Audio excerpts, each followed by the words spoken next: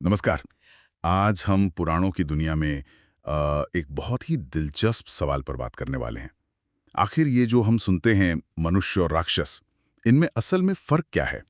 हमारे पास एक स्रोत भी है, मनुष्य और राक्षस पुराणों में अंतर, जिसके कुछ अंश इस पर रोशनी डालते हैं। अक्सर हम सोचते हैं कि ये बस दिखने का फर्क होगा, कोई शारीरिक बनावट का। लेकिन पुराणों के हिसाब से देखें तो ये भेद शायद उतना सीधा नहीं है। हमारा इरादा है ये समझना कि ये अंतर कितना गहरा है। मतलब उनके स्वभाव में, उनके कर्मों में, सोच में, यहाँ तक कि उनके जीने के मकसद में। तो चलिए इस विषय की गहराइयों में उतरते हैं जरा। देखते हैं ये प्राचीन ग्रंथ हमें क्या बताते हैं। हाँ, और ये समझना भी जरूरी है कि पुराणों में ना अक्सर ये जो चरित्र है, चाहे मनुष्य हो या राक्षस, वो असल में अलग अलग गुणों के या कह ले के विचारधाराओं के प्रतीक जैसे हैं। तो ये चर्चा शायद असल दुनिया के प्राणियों के बारे में उतनी नहीं है जितनी मानव स्वभाव के जो दो छोर होते हैं ना, बिल्कुल। उनको समझने के बारे में है। स्रोत भी इसी तरफ इशारा करता है। बिल्कुल। ये एक तरह से क्या कहते हैं, मानवीय संभावनाओं का एक स्पेक्ट्रम दिखाता है। बिल्कुल। तो फिर शुरुआत कहाँ से करें? उनकी उत्पत्ति से।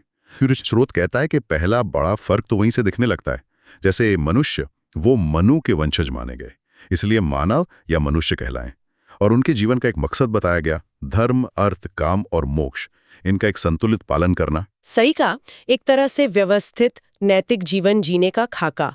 और दूसरी तरफ है राक्षस, जिनकी उत्पत्ति ऋषि कश्यप और उनकी पत्नी दिति से मानी जाती है, इसलिए उन्हें दैत्य भी कहते हैं।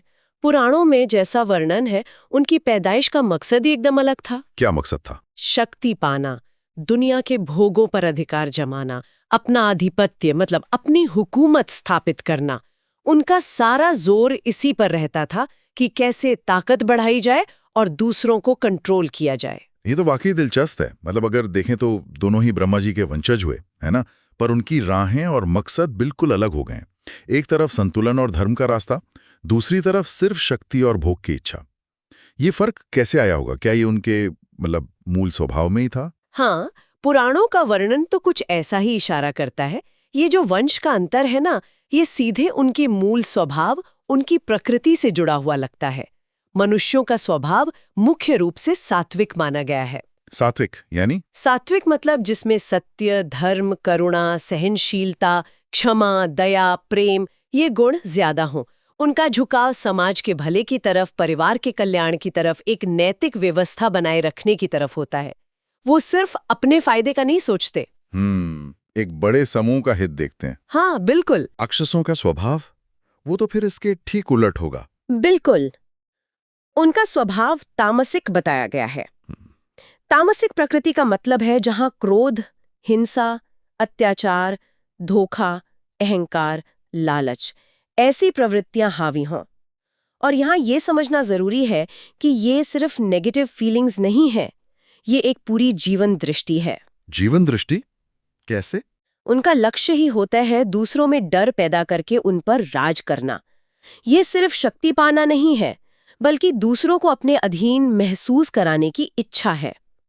ये उनके जो मूल उद्देश्य थे ना, भोग और आधिपत्य, उन्हें साफ दिखाता है। जैसे सात्विक गुण बनाने और जोड़ने का काम करते हैं, वैसे ही तामसिक गुण तोड़ने, छीनने और विनाश की तरफ ले जाते हैं। तो ये जो स्वभाव का गहरा फर्क है, सात्विक बनाम तामसिक, ये सिर्फ उनकी सोच या इरादों तक ही सीमित नहीं रहता होगा, है ना? उनके रोज के जीने के ढंग पर, उनकी लाइफस्टाइल पर भी इसका असर दिखता होगा। हाँ, निश्चित रूप से। ये अंतर उनके रहन सहन, उनके खान पान में बहुत साफ झलकता है। पुराणों में मनुष्यों को अक्सर एक संयमित, एक डिसिप्लिन जीवन जीते दिखाया गया है। वो यज्ञ करते हैं, तपस्या करते हैं, दान देते हैं, पूजा पाठ में लगे रहते हैं। उनका आहार भी आमतौर पर सात्विक और मर्यादित बताया गया है। मतलब ऐसा भोजन जो मन और शरीर को शांत और शुद्ध रखे। ये एक तरह से आत्मनियंत्रण का, अनुशासन का प्रतीक है। और राक्षस, उनकी जीवन शैली तो कहानियों में अक्सर बड़ी बेलगाम सी लगती है। हाँ, पुराणों के वर्णन के हिसाब से तो बिल्कुल। वो अपनी अनियंत्रित इच्छाओं और भोग विलास वाली जीवन शैली के लिए जाने जाते हैं। उनका आहार भी उनकी तामसिक प्रवृत्ति जैसा ही होता है अक्सर, बहुत उग्र, हिंसक, मांसाहार और मदिरापान से जुड़ा हुआ। अच्छा। वो किसी नियम या मर्यादा की परवाह किए बिना जीते हैं। उनका एक ही लक्ष्य होता है अपनी इंद्रियों को तृप्त करना, बस फौरी सुख पाना, चाहे नतीजा कुछ भी हो। ये संयम का पूरी तरह से अभाव दिखाता है, जहां सिर्फ अपनी इच्छा पूरी करना ही सबसे जरूरी हो जाता है। ये तो बहुत बड़ा कॉन्ट्रास्ट है। एक तरफ अनुशासन और संयम, दूसरी तरफ पूरी तरह बेलगाम भोग। लेकिन बात शायद इससे भी आगे जाती है, खासकर जब हम धर्म और अधर्म के प्रति उनके नजरिए को देखते हैं। श्रोत में लिखा है कि मनुष्य धर्म का पालन करने के लिए बने हैं।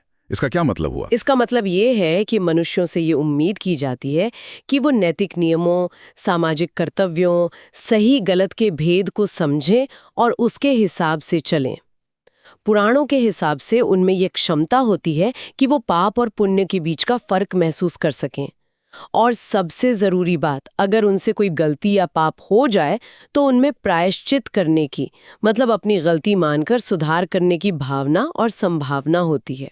अच्छा, यानी आत्मनिरीक्षण और सुधार की गुंजाइश। जी। और राक्षस, क्या वो सिर्फ धर्म के प्रति उदासीन है? मतलब उन्हें कोई फर्क नहीं पड़ता, या उनका रवैया कुछ और है? पुराणों के विवरण के अनुसार वो सिर्फ उदासीन नहीं है, वो धर्म का सक्रिय रूप से विरोध करते हैं, एक्टिवली। आप देखिए, कई कहानियों में राक्षस ऋषियों के यज्ञ में बाधा डालते हैं, तपस्वियों को परेशान करते हैं। हाँ, ये तो बहुत सुना है। उनका मकसद सिर्फ अपनी मनमानी चलाना नहीं होता, बल्कि जो स्थापित नैतिक और कॉस्मिक व्यवस्था है ना, जिसे धर्म कहा जाता है, उसे नष्ट करना होता है। वो अराजकता, मतलब केओस, फैलाना चाहते हैं ताकि उनकी तामसिक प्रवृत्तियां बिना रोक टोक के फल फूल सकें। ये सिर्फ नियमों का उल्लंघन नहीं है, ये व्यवस्था के खिलाफ एक तरह का वैचारिक युद्ध है, एक एक्टिव दुश्मनी है। बाप रे, ये तो बहुत गहरा टकराव है। ये सिर्फ जीने के अलग अलग तरीके नहीं हुए, ये तो पूरी सृष्टि की व्यवस्था को लेकर ही दो बिल्कुल विपरीत नजरिए हो गए। और ये टकराव शायद उनके आध्यात्मिक नजरिए में भी दिखता होगा। मनुष्य मोक्ष की बात करते हैं, ईश्वर की भक्ति। हाँ बिल्कुल, मनुष्यों में आध्यात्मिक उन्नति की, स्पिरिचुअल ग्रोथ की गहरी संभावना मानी गई है। पुराणों के हिसाब से वो अपनी चेतना को ऊंचा उठा सकते हैं, ईश्वर की भक्ति कर सकते हैं और आखिर में मोक्ष पा सकते हैं, मतलब जन्म मरण के इस चक्कर से मुक्त हो सकते हैं। उनके जीवन में इस भौतिक दुनिया के पार एक हायर पर्पस की तलाश का एलिमेंट होता है। वे अपने अंदर दिव्यता का अनुभव करने की क्षमता रखते हैं, ऐसा माना गया है। और राक्षस, क्या उनमें भी किसी तरह की आध्यात्मिकता होती है, या उनका रास्ता बिल्कुल अलग है? पुराणों के अनुसार राक्षस अक्सर भक्ति और ईश्वर के विचार को ही नकारते हैं, वो रिजेक्ट करते हैं। वो खुद को ही सबसे शक्तिशाली, सबसे बड़ा मानते हैं।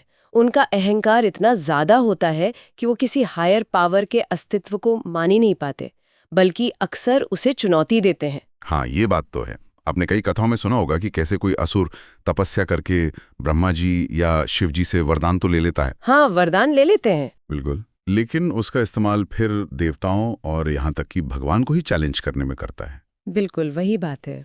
इससे ये सवाल भी उठता है कि फिर पुराणों में ज्यादातर कहानियों का अंत राक्षसों की हार और देवताओं या भगवान की जीत से क्यों होता है? ये एक बहुत महत्वपूर्ण बिंदु है। पुराणों के नजरिए से देखें तो ये शायद धर्म की अधर्म पर जीत का प्रतीक है, सिंबॉलिक है। ये दिखाता है कि अहंकार, अन्याय और ब्रह्मांडीय व्यवस्था को चुनौती देने वाली ताकतें, चाहे वो कितनी भी पावरफुल लगें, अंत में हारती हैं और संतुलन फिर से स्थापित होता है।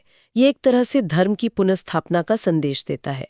उनका अंत अक्सर ये बताता है कि तामसिक प्रवृत्तियां अंततः सात्विक और दिव्य शक्ति के सामने टिक नहीं पाती। ठीक है, तो हमने उनकी उत्पत्ति, स्वभाव, जीवन शैली, धर्म के प्रति रवैया और आध्यात्मिक दृष्टिकोण, इन सभी पहलुओं पर बात की। अगर इन सबको एक साथ देखें तो हम किस नतीजे पर पहुंचते हैं? पुराणों के हिसाब से मनुष्य और राक्षस के बीच का असली फर्क आखिर है क्या?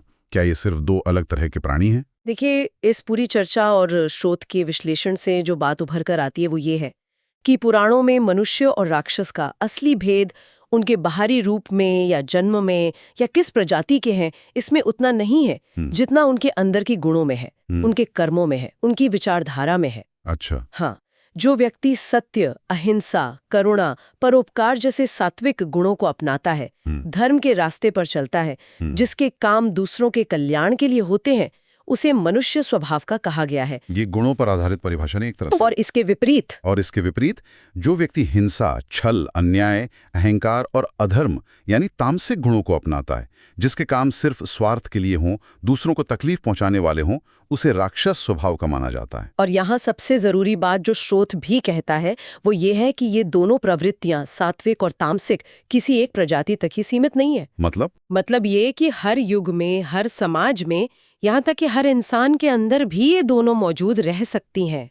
अच्छाई और बुराई की लड़ाई बाहर भी है और अंदर भी। अच्छा, तो ये बाहरी क्लासिफिकेशन से ज्यादा एक अंदरूनी क्लासिफिकेशन हुआ कि कोई जन्म से राक्षस या मनुष्य होने के बजाय अपने कर्मों और गुणों से वैसा बनता है। हाँ, पुराणों का संदेश काफी हद तक यही लगता है। आपकी पहचान आपके कर्मों और गुणों से तय होती है, ना कि सिर्फ आपके जन्म या वंश से। इसीलिए ये कहानियां सिर्फ बीते युगों के किरदारों के बारे में नहीं है, ये मानव स्वभाव के पूरे स्पेक्ट्रम को समझने का एक फ्रेमवर्क देती हैं। ये हमें दिखाती हैं कि हमारे अंदर अच्छाई और बुराई बनाने और बिगाड़ने दोनों की क्षमताएं हैं, और चुनाव हमारा है कि हम किस प्रवृत्ति को ज्यादा ताकत देते हैं। ओके, एक बहुत ही सोचने पर मजबूर करने वाले पहलू को समझा। ये चर्चा साफ करती है कि मनुष्य और राक्षस का ये जो भेद है, ये सिर्फ पौराणिक कहानियों के किरदारों तक ही नहीं है, बल्कि ये कहीं ना कहीं मानव व्यवहार, हमारी अपनी प्रेरणाओं और हमारे नैतिक चुनावों के बारे में एक टाइमलेस कमेंट्री है। ये दिखाता है कि हमारे कर्म, हमारे चुने हुए गुण कितने मायने रखते हैं, वही तय करते हैं कि हम सिंबॉलिकली मनुष्य की श्रेणी में आते हैं या राक्षस की। बिल्कुल सही कहा। और ये पूरी बातचीत एक बहुत ही मौलिक और विचार करने लायक सवाल खड़ा करती है, जो सीधे तौर पर स्रोत सामग्री और हमारी चर्चा से निकलता है कि अगर पुराणों के हिसाब से असली पहचान कर्मों और गुणों से होती है, न कि केवल जन्म या वंश से, तो क्या इसका सीधा मतलब ये है कि किसी व्यक्ति के कर्म हमेशा उसके जन्म या कुल से ज्यादा महत्वपूर्ण होते हैं? और अगर ऐसा है तो क्या ये इस संभावना की ओर भी इशारा करता है कि व्यक्ति का मूल स्वभाव, चाहे वो सात्विक रुझान वाला हो या तामसिक, बदला जा सकता है? क्या कोई अपने कर्मों से अपनी मूल प्रकृति को पार कर सकता है? ये सचमुच एक गहरा सवाल है कि क्या हम अपनी नियति या स्वभाव को अपने कर्मों से बदल सकते हैं। ये एक ऐसा प्रश्न है जिस पर वाकई और सोचने और मनन करने की जरूरत है। ये हमें अपने चुनावों और उनके नतीजों के बारे में सोचने पर मजबूर करता है। इस ज्ञानवर्धक चर्चा के लिए और इन विचारों को सामने लाने वाले स्रोत के लिए बहुत बहुत आभार। इससे निश्चित रूप से हमें सोचने के लिए बहुत कुछ दिया है।